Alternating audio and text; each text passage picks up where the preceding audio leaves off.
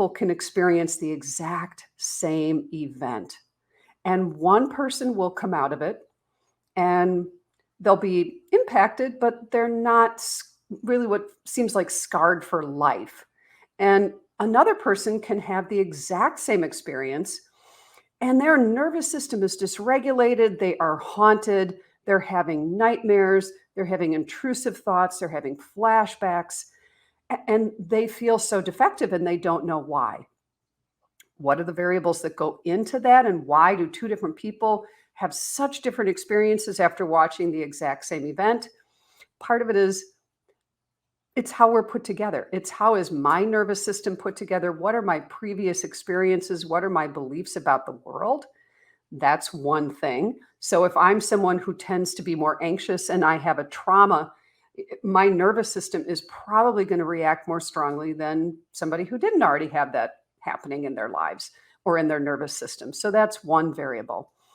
Another variable is what we tell ourselves about the event that occurred and what we tell ourselves about how we should respond. That's another one.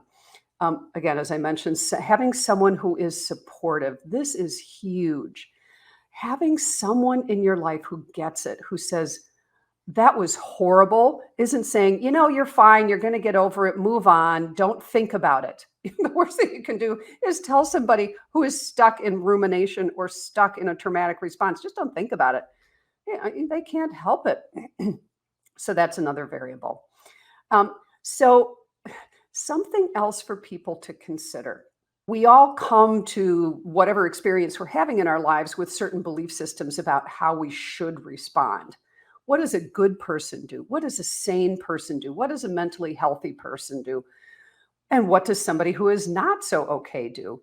And a lot of the reactions we experience post-trauma are in that category of what a not healthy person does. Why am I having nightmares? Why am I having flashbacks? Why can't I just get over it? What's the matter with me? And so we think we shouldn't have the experience that we do. So the biggest thing that we can do for ourselves is get some education, get some understanding about how normal your response is.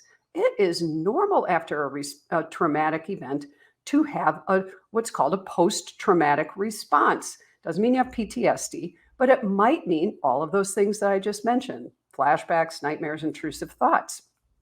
Why does this happen?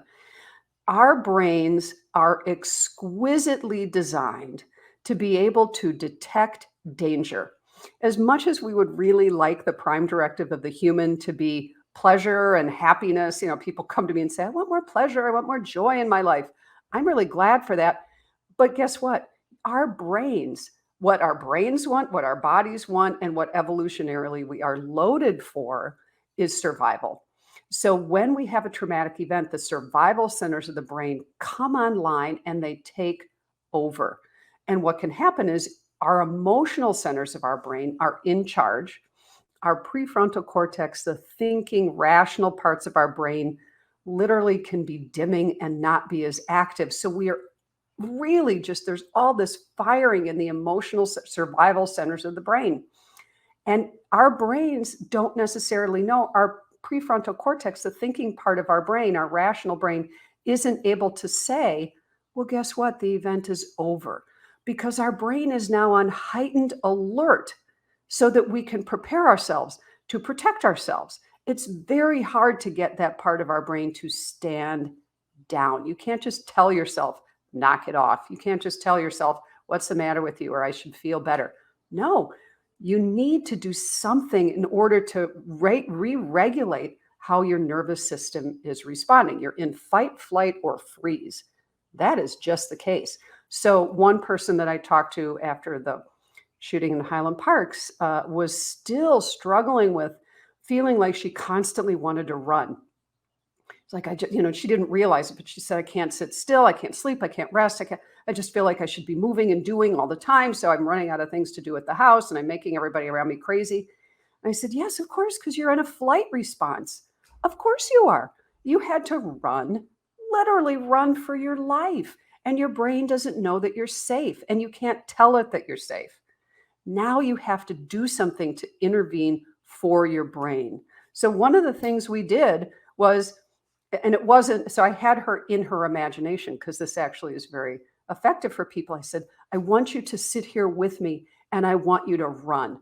I want you to imagine yourself running and running and running and running. And that's what we did. And she opened her eyes and I sat in the chair and I said, this is what we're doing. And so she sat in her chair and this is what we were doing.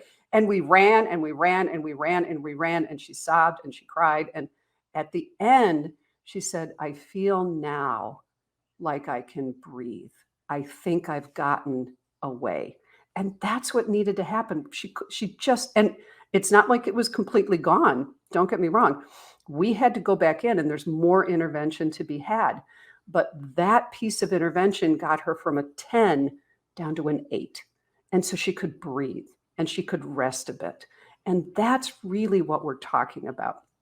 And there's lots of other interventions that people need in order to reset that nervous system response. But be kind to yourself. Be gentle with your mental health. Understand, know that these responses are normal. And there are things you can do to change them, to get yourself back to where you want to be.